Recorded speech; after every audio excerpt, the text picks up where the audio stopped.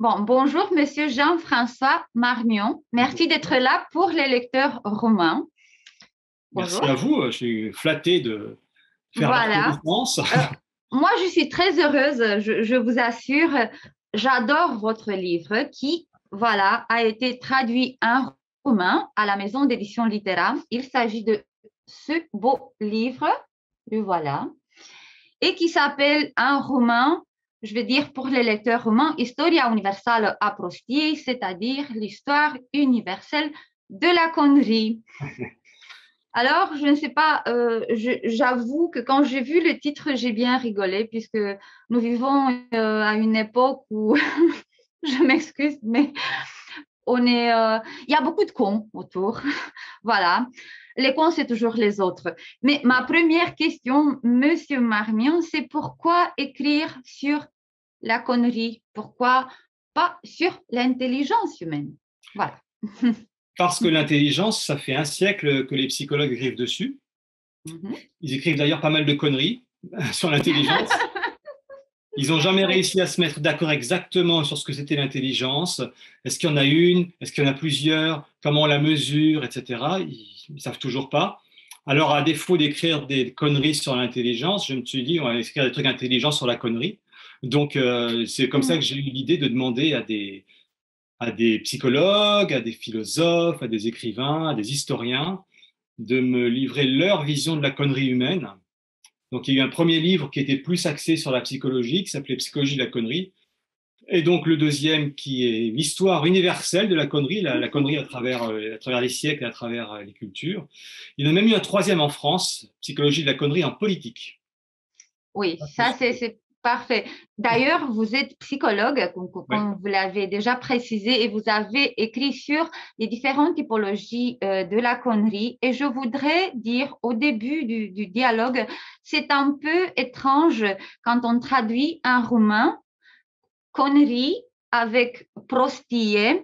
Donc, il n'y a pas une similitude parfaite, mais on n'a pas de mot qui, comme en français, voilà, englobe toutes les typologies de cons qu'on peut rencontrer.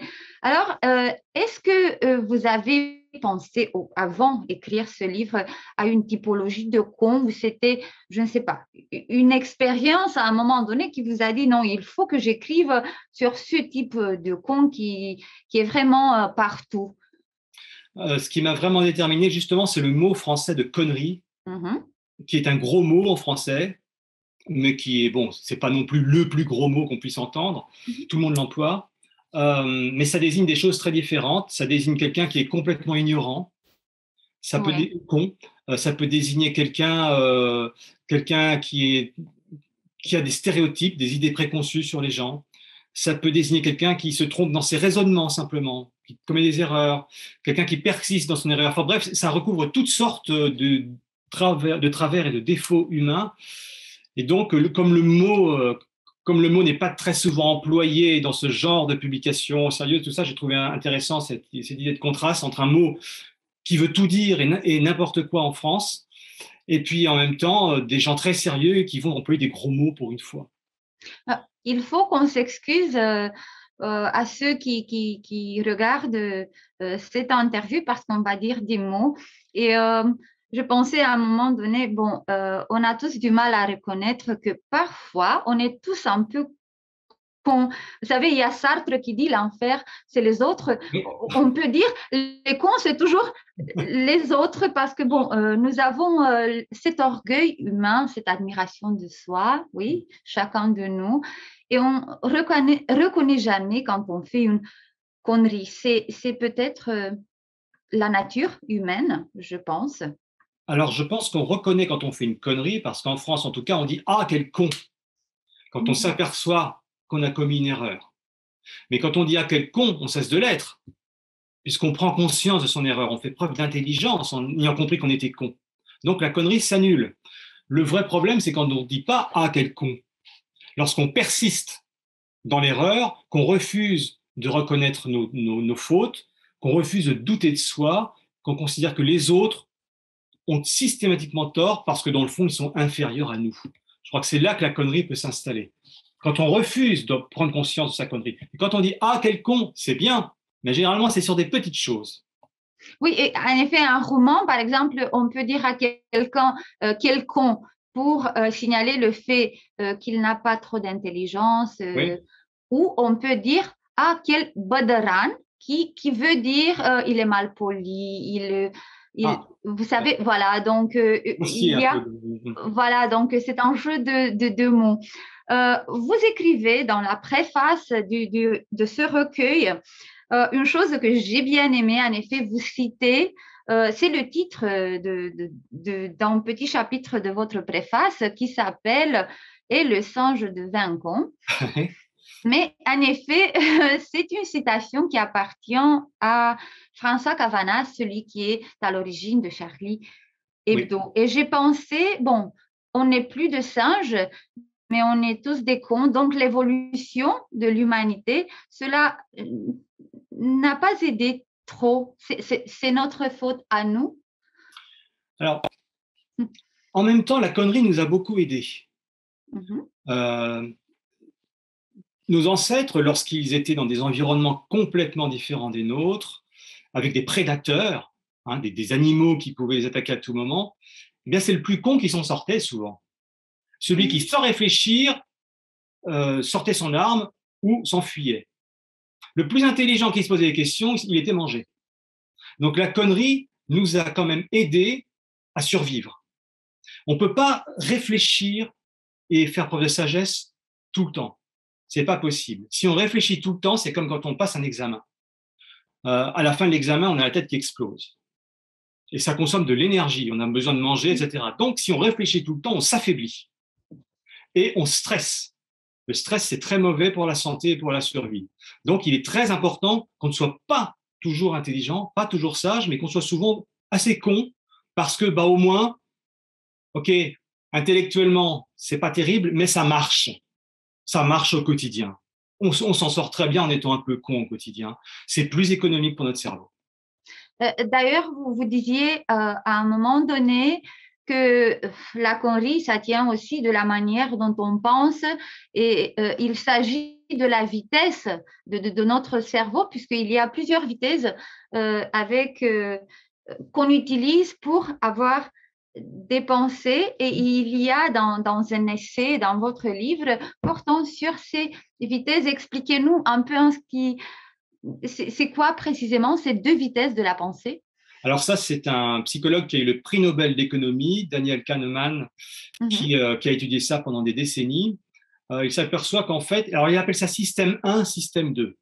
Le système 1, c'est la pensée très rapide, la pensée automatique. Et on en fait preuve sans arrêt tous les jours à notre insu. On pense très vite, par réflexe, par automatisme. Et ça marche très bien comme ça. On n'a pas toujours tort de penser très vite. C'est pas parce que c'est très rapide que c'est toujours dans l'erreur.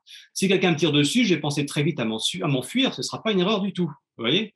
Mais par contre, lorsque cet automatisme ne marche pas, lorsqu'on est un peu obligé, on passe au système 2, à la pensée lente, profonde. On prend notre temps, on examine bien, on fait des efforts. Parfois, on se remet en question. Vous voyez? C'est pas pour autant non plus qu'on a toujours raison avec le système 2. Parce qu'on peut très bien utiliser son système Mhm. 2 pour se persuader et persuader les autres que la Terre est plate. C'est pas gênant. Ça paraît une Oui. connerie. Enfin, à mon avis, c'en est une. Je me trompe peut-être. À mon avis, c'en est une. Mais c'est des gens qui utilisent leur système 2, Mhm. qui alimentent ces théories, qui vont chercher les bons arguments, qui lisent plein de livres là-dessus. Vous voyez. Donc, le système 1 est rapide, efficace, pas forcément fiable, mais pas forcément bourré de défauts non plus. Le système 2 est très lent, très coûteux en énergie, très coûteux en glucose pour le cerveau. Pour autant, il n'a pas toujours raison non plus. C'est vraiment, Oui. on zappe, on switch de l'un à l'autre. Mhm.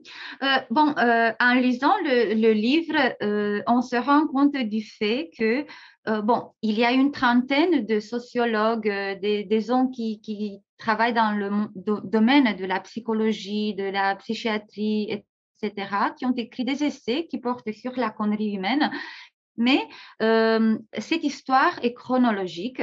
Donc, on part du Néandertal avec la définition de la connerie à la période néandertale jusqu'à nos jours.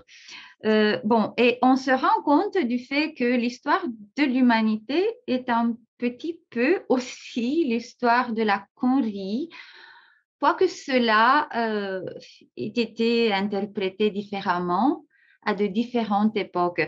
Je vais commencer par le Néandertal, parce que vous parliez au début de la chasse, l'homme Ouais. qui est agressif.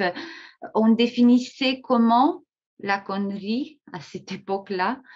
Alors, ce qui est intéressant, c'est que les spécialistes de la préhistoire ont une vision de la connerie qui n'est pas celle qui nous vient spontanément à l'esprit.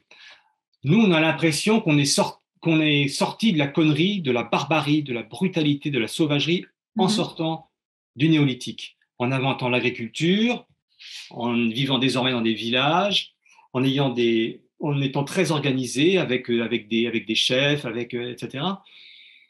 Et on a l'impression qu'on est en gros, on est allé dans la civilisation et ça nous a quand même aidé à être moins cons. Les spécialistes de la préhistoire pensent que c'est l'inverse. Ils pensent qu'au temps où il suffisait de chasser et de cueillir des fruits pour vivre, ils pensent qu'on avait 3 ou 4 heures de travail par jour, pas plus. Le reste, bah, c'était du loisir, c'était du bon temps. Et en inventant la productivité, en nous obligeant à produire des aliments plus que nécessaires, à les stocker, on a provoqué des catastrophes. C'est-à-dire, on a provoqué le stockage d'aliments. Toi, tu auras des aliments, pas toi. Je décide que c'est moi qui vais garder les aliments, etc. Enfin, vous voyez, il y a toute une économie qui s'est mise en place qui n'était pas nécessaire et qui a donné lieu à des inégalités sociales, à de la jalousie. Et c'est seulement à partir de ce moment-là, contrairement à ce qu'on croit, c'est seulement à partir de ce moment-là que les gens construisent vraiment des armes. Et c'est Mhm. seulement à partir de ce moment-là qu'on voit sur les parois des grottes des scènes de bataille. Il n'y en avait pas avant. Avant, on a trouvé une dizaine de squelettes seulement qui portaient des traces de blessures. Et Oui, encore, peut-être des accidents de chasse, on ne sait pas. Mais à partir de ce moment-là, à partir du moment où la société s'organise avec des inégalités, avec une armée, avec des chefs, là, on trouve des traces de massacres. voilà, puisque vous avez parlé des armes, des chefs, je pensais maintenant, parce que Patrick Lemoine, il a aussi écrit un essai dans ce livre, il a un livre qui parle de Ibris, et je pensais maintenant à l'Ibris des chefs d'État, parce que vous voyez, on lit dans votre livre de ça, en effet, l'histoire se répète tout le temps. Donc, c'est une histoire aussi de la connerie. Les chefs d'État, les rois, ils se répètent les mêmes fautes, ils font les mêmes choses bon, qui ont mené à des millions de morts, et pourtant, l'histoire est toujours la même. C'est une histoire de connerie, non? Oui, je crois qu'on n'apprend pas vraiment de l'histoire. Par Mm. exemple, euh, on peut très bien penser que les Américains ont appris de la guerre du Vietnam. On n'arrive pas à renverser un régime, à instaurer de force une démocratie à l'autre bout du monde en envoyant son armée. Ils se sont pris une raclée au Vietnam. On pourrait penser qu'ils ont compris. Ben non, ils ont refait la même chose en Afghanistan. Ben voilà, en Oui. pensant que cette fois-ci, on va y arriver, parce que nous, on est plus malins que les autres. Ben non. Et le problème que vous soulevez de l'hybris ou de l'ubris, c'est l'impression qu'on est arrivé au sommet du pouvoir, donc on ne peut pas avoir tort, on ne peut pas être tout à fait n'importe qui, on est forcément plus malin que les autres, on a forcément un destin exceptionnel qui va nous donner raison. Et là, on perd le sens commun. Il y a des erreurs énormes qu'on se met à commettre parce qu'on est persuadé qu'on va s'en sortir. Et parce que les gens autour de nous n'osent pas nous contredire. Et parce qu'on Oui. dort moins. Voilà. Et puis on se dit, bah, si j'ai réussi à arriver au pouvoir alors que tous les autres sont restés à terre, j'ai un destin. Et moi, je dis que le destin de ce pays, ça doit être ça, peu importe les erreurs des autres. C'est un mécanisme à peu près inévitable. Il faut pourtant souligner le fait, parce que je voudrais que les futurs lecteurs comprennent ça. Donc, quand tu dis que quelqu'un, un chef d'État, par exemple, il est con, cela n'a rien à voir avec l'intelligence. Et il y avait, je me rappelle plus quel président américain qui avait écrit une lettre aux extraterrestres. Oui, Jimmy Donc, Carter. Ouais. voilà, donc cela n'a rien à faire avec son intelligence et pourtant, ça, c'est d'une connerie, vraiment. Et- Ça dépend. Imaginons que je sois le chef d'État du pays le plus puissant du monde. Si je crois aux extraterrestres, on est quand même une trentaine d'années après Roswell. Bon, si je crois aux extraterrestres, bah, c'est peut-être pas bête de vouloir en faire des alliés plutôt que des ennemis. Voilà, c'est une précaution que je prends. Alors, après, si j'y crois pas, bon. Mais effectivement, c'est pas une question d'intelligence. oui, Il y a des cons très intelligents, oui. très très intelligents. Il y a des cons qui ont fait de très grandes études, qui sont tout à fait capables d'écrire des livres, de soutenir des conversations, d'être très brillants dans des débats. Il y a des cons très très intelligents, mais simplement ils sont aveuglés par leur ego. Ils mettent leur intelligence au service de la connerie. Ils disent n'importe quoi, ou alors ils ne pensent qu'à eux et ils méprisent les autres. C'est quand même assez troublant. Donc, oui, oui, la connerie, pour moi, c'est pas l'inverse de l'intelligence, c'est plutôt Oui, l'inverse de la sagesse. C'est pas oui. tout à fait la même chose. Alors, si vous avez dit sagesse, on va parler un peu de la sagesse chinoise parce que je ne m'attendais pas à ce que dans la sagesse chinoise, bon, la plus sage des philosophies de ce monde, donc on a des attentes, mais pourtant, il trouvait aussi une définition à la connerie qui est assez différente de celle que bon, les civilisations de l'Occident ont conçue comme étant un homme con. Donc, c'était quoi un con dans la sagesse chinoise? En quelque sorte, un con dans la sagesse chinoise, c'est quelqu'un qui apprend. C'est quelqu'un qui est naïf. C'est quelqu'un qu'on peut trouver bête, mais c'est quelqu'un qui apprend, qui se confronte à la réalité du monde.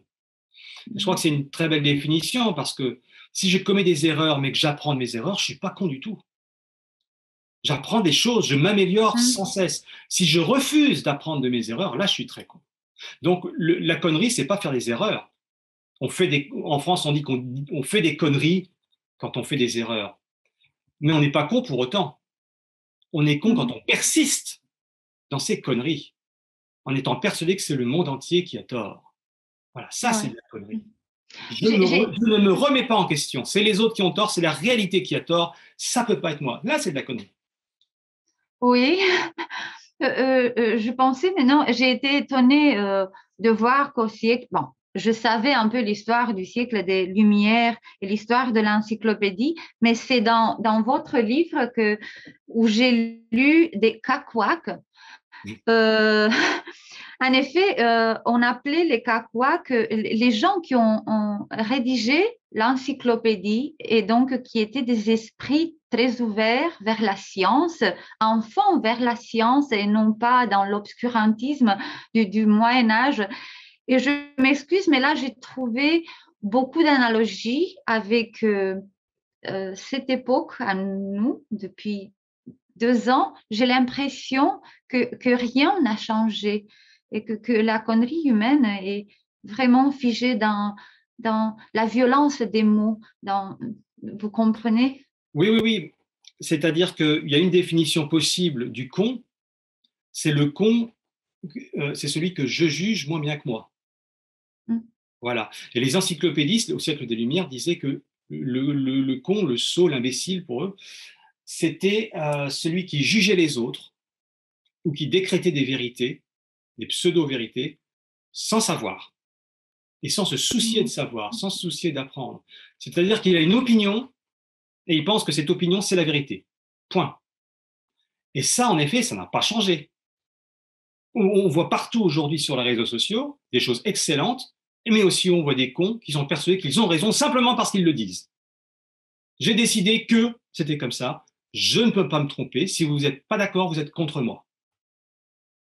Donc oui, il y a Ouais. des invariants, la nature humaine n'a pas changé, c'est un peu comme une pièce de monnaie avec deux côtés. Côté pile, c'est l'intelligence, c'est le progrès, c'est l'humanisme, c'est l'envie d'aller mieux, que les autres se sentent bien, l'envie d'aller vers le haut. Et côté face, on est capable du pire comme du meilleur. Et ça, je pense qu'on ne changera jamais. Oui, du point de vue d'un psychologue, je pensais, bah, la connerie, c'est aussi de manquer d'arguments, d'avoir sa propre logique et d'inventer une réalité qui n'existe pas. Oui, c'est ça, c'est ça. On se fait une réalité sur mesure et on n'a pas besoin d'arguments, c'est comme ça. C'est ce qu'on appelle la post-vérité aujourd'hui. Je n'ai pas Oui. besoin de prouver ce que j'avance, je le dis, donc c'est vrai. Et demain, si je dis le contraire, ce sera vrai aussi. J'ai pensé à Descartes, je pense donc, je suis, voilà. Bah là, Ouais. non, je dis, donc c'est comme ça. Ouais, c'est vraiment pas du tout juste. Vous avez écrit dans la préface une citation de Montaigne que j'ai adorée. On sait que Montaigne a des citations très simples. Il a des mots, il vit dans des mots très simples, des vérités vraiment universelles. Et c'est mon préféré, vous l'avez cité, sur le plus haut trône du monde, on n'est jamais assis que sur son cul. Je m'excuse, on va le traduire en roumain, mais je pense qu'à la fin, c'est une citation qui, pour moi, signifie le fait qu'il faudrait à un moment donné accepter qu'on n'est pas parfait, reconnaître qu'on n'est vraiment pas tous très intelligents et le plus intelligent homme du monde, il a aussi ses conneries à lui. Mais l'important, c'est d'accepter de douter de soi-même. Oui. C'est tout. À partir du moment où vous reconnaissez que vous pouvez vous tromper, vous échappez quand même beaucoup à la connerie. Voilà. On n'est pas d'accord, ok, bah, moi je pense que j'ai raison, j'ai mes arguments, mais je reconnais que peut-être j'ai tort. Rien que ça, c'est un pas de géant. Et peu de gens le font. D'ailleurs, le doute, c'est l'apanage des philosophes. Il faut douter. Oui, alors par contre, attention, parce que le doute ne doit pas non plus déboucher sur une autre certitude. Ça, c'est le cas des complotistes. Je doute Mhm. de la vérité officielle. Moi, je dis très bien. Très bien, on nous ment, évidemment qu'il arrive qu'on nous mente en haut lieu, il arrive que les journaux racontent n'importe quoi, il arrive que les politiques nous mentent. Donc on se méfie, on doute avant d'accepter. Mais lorsqu'on a douté, on ne doit pas pour autant déboucher sur une autre certitude. On me ment, donc la vérité c'est ça et ce ne sera jamais autre chose. Non, parce que là on tombe d'une connerie dans une autre. Il Il faut y a douter en aussi, permanence. ouais, il y a aussi à propos du doute, parce que vraiment, il y a des gens qui sont athées, ils doutent de l'existence de Dieu, etc. Et il y a dans le livre ces discussions qui portent aussi sur la religion. Et je pensais maintenant que, euh, vous me dites si je me trompe, en effet, la connerie, ce n'est pas de croire au Dieu, à mon avis. La connerie, c'est de ne pas accepter que, que tous les hommes peuvent croire à un autre Dieu. Euh, je pense que c'est plus dangereux euh, de ne pas accepter ça que de croire au Dieu, à mon Oui, avis. oui, croire en Dieu ou pas, pour moi, c'est pas un problème. C'est une affaire personnelle. C'est une conviction intime. On croit, on ne sait pas. On croit. Moi, je crois que, ou moi, je crois pas. C'est pas un problème. On a la foi ou on ne l'a pas, en quelque sorte. Mais même ceux qui ont la foi ont des périodes de doute et c'est tout à fait normal. Ça fait partie du jeu. Donc, le problème, c'est pas de croire. Le problème, c'est d'être persuadé que ceux qui ne croient pas sont mauvais. Oui. Qu'est-ce qu'on fait des gens qui sont mauvais? Ben, on les combat. Et si nécessaire, on les anéantit. Là, c'est l'hubris. Voilà, le Ouais. problème, c'est pas de croire. C'est presque la même chose qu'avec les barbares et les romans. Les romans disaient que les barbares, ce sont les autres, ils n'ont pas la même culture que nous, mais au moment où ils ont trouvé un bénéfice, c'est-à-dire les mettre dans leur armée, ils l'ont fait. Oui, c'est Donc, ça. la nature Disons humaine, que elle est moche. la barbarie, c'était important pour eux pour se définir, pour dire qui ils étaient. Nous, les Romains, nous sommes comme ça. Les autres ne sont pas comme ça, c'est des barbares, méfions-nous. Hein, et prenons votre argent pour construire des armées, pour se défendre contre les barbares au cas où, quoi. Et après, les barbares étaient dans l'armée. Bon, et on s'en portait pas plus mal. Mais on a besoin du barbare, encore à notre époque, on a besoin d'avoir des ennemis. On a besoin d'avoir le mal en face pour se dire que nous, on est dans le camp du bien, on est dans le bon groupe. C'est plus Oui. facile comme ça. Et on ne peut pas fonctionner autrement. On fonctionne par groupe. On s'identifie peut-être à sa famille, ou à un groupe d'amis, ou à une entreprise, ou à un pays, ou à une religion. Voilà. Et puis en face, on est bien obligé de penser qu'en face, ils sont moins bien. Sinon, ça veut dire quoi? Ça veut dire qu'on s'est toujours trompé. Ça veut dire qu'il faut se remettre en question en permanence. C'est douloureux, ça ne se fait pas comme ça. Donc, on a tendance à penser qu'on est dans le meilleur groupe, que les autres sont moins bien. Bon. Après, si on se dit, bah, tant pis pour eux, c'est pas grave, parfait. Si on se dit, il faut leur faire la guerre, c'est un peu plus gênant. Oui, parce que bon, on n'a pas trop de temps. Je ne sais pas comment, il y a déjà une trentaine de minutes qu'on parle. Je voudrais montrer de nouveau ce beau livre et j'ai une petite question parce qu'il y a de beaux dessins dedans. C'est un livre bijou, vraiment de tous les points de vue. C'est vraiment un petit bijou, donc avec des dessins qui sont merveilleux, avec tout est merveilleux dans ce livre. C'était votre idée ou c'était les idées des gens qui ont écrit des essais? C'était comment? Ah non, non, non, c'est nous, c'est les éditions Sciences Humaines à Mhm. l'origine qui C'est avons très beau. décidé que ça doit être illustré comme ça, que ça doit être un livre agréable à feuilleter aussi.